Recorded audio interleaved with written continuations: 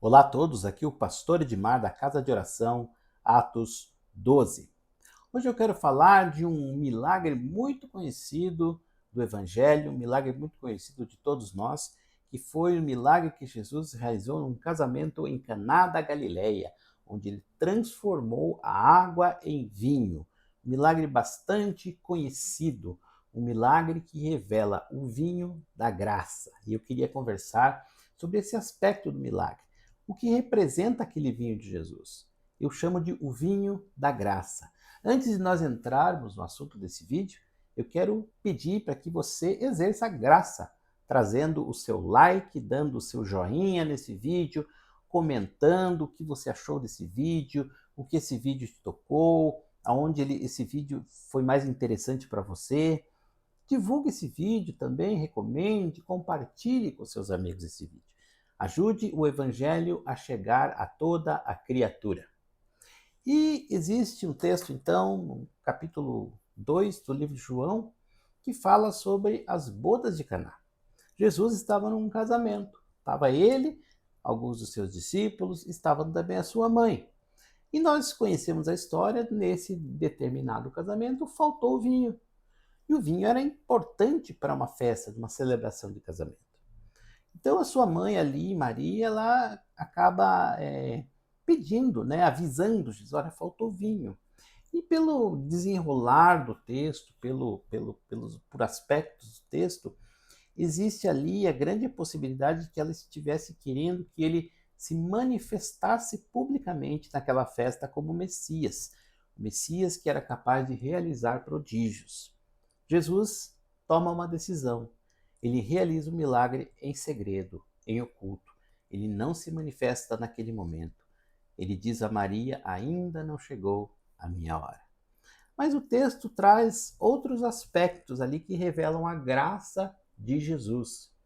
Então, ali em João, no capítulo 2, versículos 3 a 10, fala assim: ali perto havia 6 potes de pedra, do tipo usado pelos judeus para as purificações cerimoniais. Em cada pote cabia cerca de 80 a 120 litros. Disse Jesus aos serviçais: enchem os potes com água.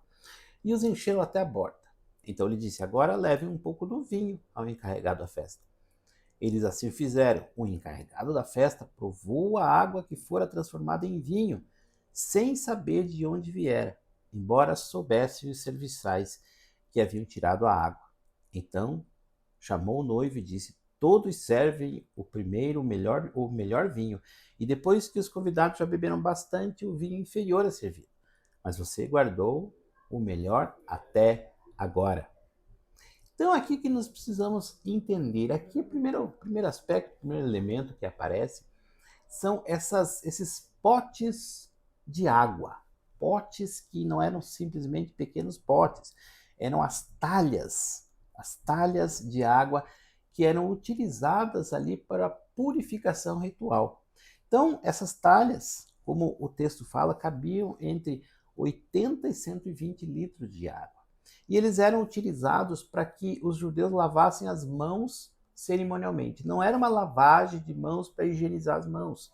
Os judeus tinham uma cláusula da lei rigorosa que eles precisavam purificar as mãos para tocar nos alimentos. Porque se eles não purificassem ritualmente, eles tornavam aquilo impuro. Então, se eles comessem o alimento, eles jogavam uma impureza espiritual do alimento, não impureza de bactérias, impureza espiritual do alimento para o seu estômago, para o seu interior. Então, essa não é uma lavagem de mãos. Eles precisavam colocar água nas mãos para que fossem cerimonialmente purificados. E assim, também alguns utensílios da festa precisavam ser purificados. Eram rituais de purificação que a lei judaica pedia, que a lei judaica ordenava. Então, eram as talhas de pedra, eram as talhas da lei. Eram as talhas para utilizar uma purificação cerimonial. Elas apontam para a lei judaica, para a lei da tradição judaica. E o que Jesus ele faz então? Ele pega, manda encher aquelas talhas de água e ele então transforma aquela água em vinho.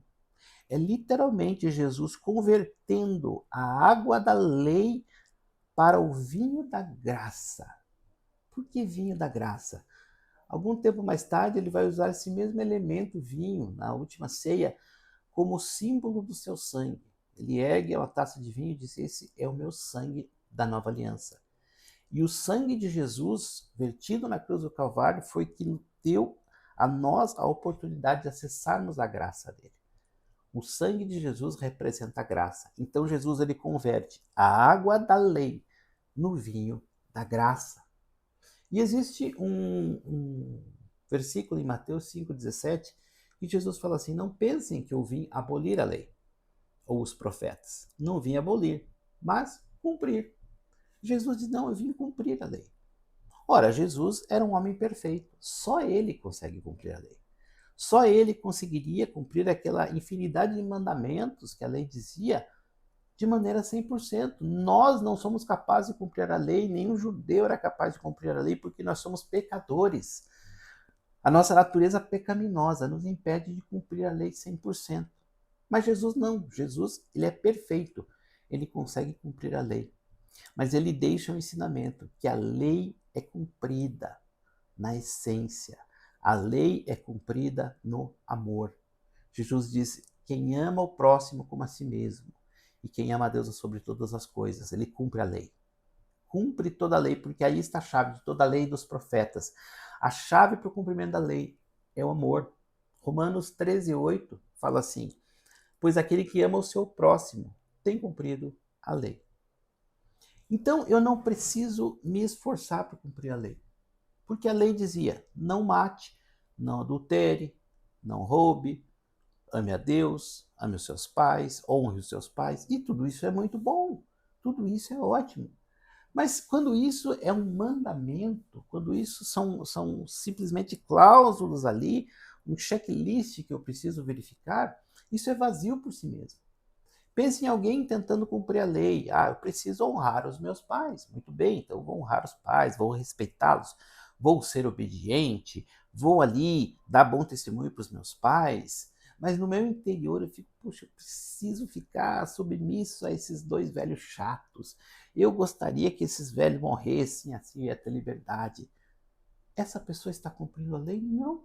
Ela só está cumprindo na aparência. Só está cumprindo na aparência. Um homem que é fiel à sua esposa simplesmente para cumprir a lei de não adulterar, ele pode flertar com uma mulher e sair de consciência tranquila porque ele não adulterou. Jesus diz: não, se você olhar para uma mulher com maldade no coração, você já adulterou. Então, quando você ama, você cumpre naturalmente a lei. Porque quem ama a sua esposa, o seu marido, não adultera. Aquele que ama o seu próximo não rouba. Aquele que ama não mata. Aquele que ama honra os pais. Aquele que ama cumpre a lei naturalmente. Porque aquele que manifesta o amor de Deus, ele não precisa observar os mandamentos. Ele assim faz o cumprimento dos mandamentos de forma natural, porque ele ama. Ele cumpre a lei na essência. Ele cumpre a lei na essência. E nós somos incapazes de manifestar esse amor, sabia?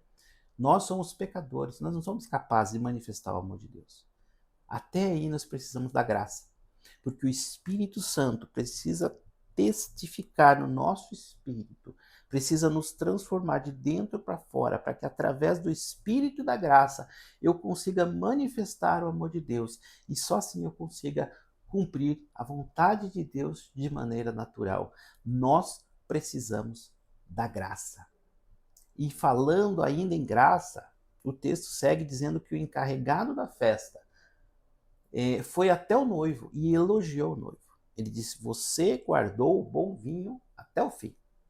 Então esse noivo que estava numa situação de vexame, de vergonha e de necessidade, ele foi elogiado e aplaudido pelo encarregado da festa. Esse noivo recebeu aplausos. Agora, ele não merecia esses aplausos, porque ele foi negligente com a festa, ele deixou faltar vinho. Quem que supriu de vinho? Foi o noivo? Não, foi Jesus. Jesus fez todo o trabalho e quem foi elogiado foi o noivo. O noivo foi elogiado pela graça. Ele não merecia. Graça é favor imerecido. Esse noivo recebeu um favor imerecido de Jesus. Jesus fez tudo em segredo e quem foi elogiado foi o noivo. Isso é graça. Outra coisa, em João 2, capítulo 11, fala assim: este sinal miraculoso em Caná da Galileia foi o primeiro que Jesus realizou. Revelou assim a sua glória e seus discípulos creram nele. Então ali, os encarregados, os funcionários ali viram as coisas acontecerem, mas os discípulos sabiam o que estava acontecendo. Ninguém soube na festa. Ninguém, nem os noivos, nem os convidados, ninguém soube. Mas os discípulos sabiam. E aqui nesse texto fala que os discípulos sabiam para que a fé deles fosse fortalecida. Jesus ele revelou-se aos seus discípulos para fortalecer-lhes a fé. Jesus estava forjando a fé desses homens. Jesus estava forjando esses homens, porque eles iam necessitar de uma fé fortalecida para serem discípulos. Então, amados, se você quer testemunhar dos milagres de Jesus, se você quer ser um testemunho dos milagres de Jesus na sua vida e na vida das pessoas, você precisa ser discípulo. Você precisa render a sua vida a Jesus, receber da graça de Jesus, ser transformado por Ele e seja discípulo para testemunhar os milagres de Jesus, o vinho da graça. Deus abençoe a sua vida e até o próximo vídeo.